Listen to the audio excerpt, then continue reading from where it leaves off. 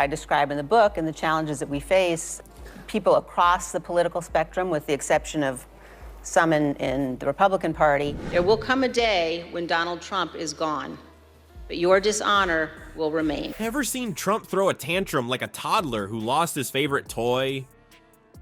Well, buckle up, because Whoopi Goldberg and Liz Cheney just gave him a political spanking that's got him crying for his mommy. And now to hear you talk about it, and to hear anybody talk about the wokeness was put in place for a reason. Because I'm always interested in what makes somebody see something and go, oh my God, I gotta tell everybody. In this video, we're diving into the juicy details of how these two powerhouse ladies took Trump to task. Trust me, you don't want to miss the moment when the Orange Turd's face turns 50 shades of red. Could I ask you for a small favor before we start? If you like this show, what we do here, and want to support us, the free simple way you can do just that is by hitting the subscribe button. Alright, let's talk about the roast of the century. Whoopi Goldberg, the queen of comebacks, just cooked up a spicy dish of reality for our favorite Orange Turd. And boy, did Trump's ego get served. It's very easy to see the steps that he will take. People who say, well, if he's elected, it's not that dangerous, but people closest to him, they'll be his White House counsel, talking about the extent to which he attempted to overturn an election and seize power. So picture this. Whoopi's sitting pretty on The View, probably sipping her morning coffee, when she decides it's time to give old Donnie Diapers a piece of her mind. Now, we all know Trump thinks he's untouchable, like some kind of political Teflon Don. But Whoopi, she wasn't having any of that nonsense. She started off slow, you know, like when you're trying to explain something to a toddler. Now, Donald, she probably said, when you were president, you acted like a big baby, and not the cute kind that everyone loves. No, you were the kind that throws tantrums in the grocery store because mommy won't buy you candy. She's probably been put in there because, according to Donald Trump, she's a 10. You know that's what it is. I want to be clear, though, it's not her first job. It was A president who was unwilling to enforce the rulings of the courts. Yes. Who's just simply said, you know what, if I don't agree with the courts, I'm just going to ignore those rulings. The audience was losing it, folks. You could practically hear the laughter all the way in Mar-a-Lago. But Whoopi was just getting warmed up. She went on to compare Trump's leadership skills to a kindergartner trying to run a Fortune 500 company. I mean, can you imagine little Donnie in a business meeting demanding nap time and chocolate milk? And he doesn't want the American people to see that evidence before they vote. Tell me that her greatest fear was that people would forget. They would forget what it was like to live under Soviet domination. But here's where it gets really good. Whoopi hit him where it hurts, right in his ego. She said, and I'm paraphrasing here, Trump's idea of foreign policy was probably playing Risk and thinking he actually conquered the world.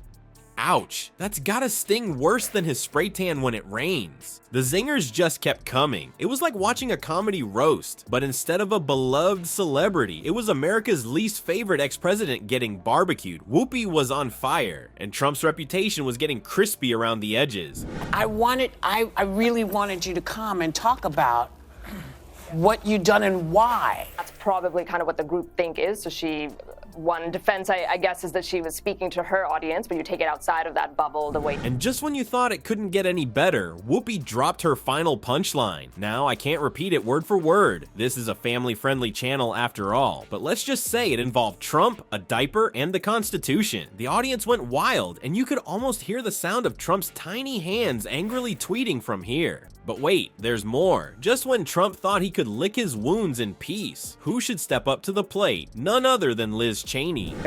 For his dedication to the cause of freedom, Boris Nemtsov was assassinated by Vladimir Putin's thugs. Say Donald Trump, if he is reelected, it will be the end of the republic. What do you mean? He's told us what he will do. The Republican Party's own black sheep. And let me tell you, she was ready to turn this roast into a full-on political barbecue. Now, you might think Liz Cheney's just another Republican with a bone to pick. But hold on to your MAGA hats, folks, because this lady's got some insider tea that's making Trump sweat through his spray tan. Cheney's not just throwing shade, she's unleashing a full-on eclipse on the Orange Turd's parade. Let's rewind a bit. Remember when the GOP thought Trump was their golden ticket? Well, now he's more like a losing scratch-off. And Cheney's spilling the beans on just how deep this rabbit hole goes. She's been front and center on that January 6th committee, and boy, has she been busy. Cheney's been calling out Trump's behavior during the Capitol riots like a teacher scolding a naughty kid in class. That's the end of the constitutional republic. Because you voted with Trump 93% of the time. What we see happening today is a sort of a sleepwalking into dictatorship in the United States. But instead of putting him in timeout, she's trying to put him in the political doghouse. She's saying stuff like, having a president who ignores court rulings is bad for democracy.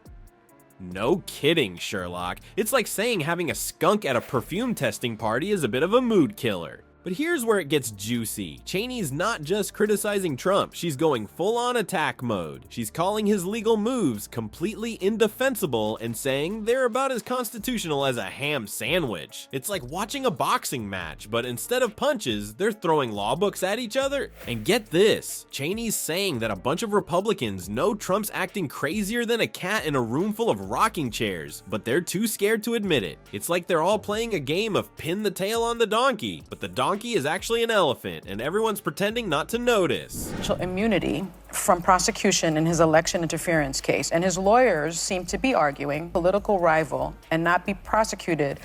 Who spent years in the Soviet Gulag have all told me it was the miracle of America.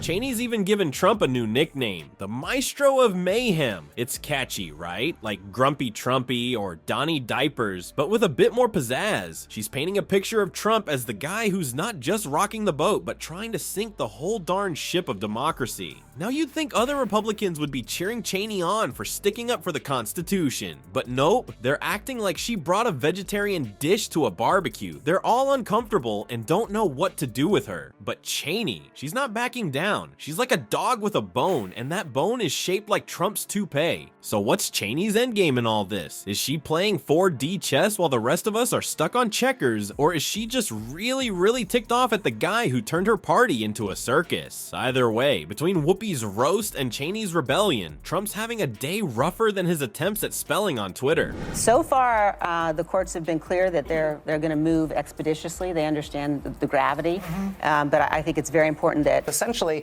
what looked like a blueprint for the incoming Trump administration to dismantle the American government. Well, it looks like Trump's got himself in a real pickle this time. Whoopi and Liz have tag teamed to give old Donnie Diapers a political wedgie he won't forget anytime soon. It's like watching a comedy roast where the guest of honor is a grumpy orange Oompa Loompa with bad hair. But here's the kicker. Trump's not taking this lying down. Nope. He's throwing a tantrum bigger than when someone hides his golden toilet paper. His tweets are probably hotter than his face after a bad spray tan session. Will the Orange Turd bounce back from this double whammy? Or is this the beginning of the end for America's favorite reality TV president? Stay tuned, cause this drama's juicier than a Mar-a-Lago steak with ketchup. And hey, if you thought this was wild, just wait till you see our next video where John Oliver roasts Trump's creepy actions. Trust me, you don't want to miss it.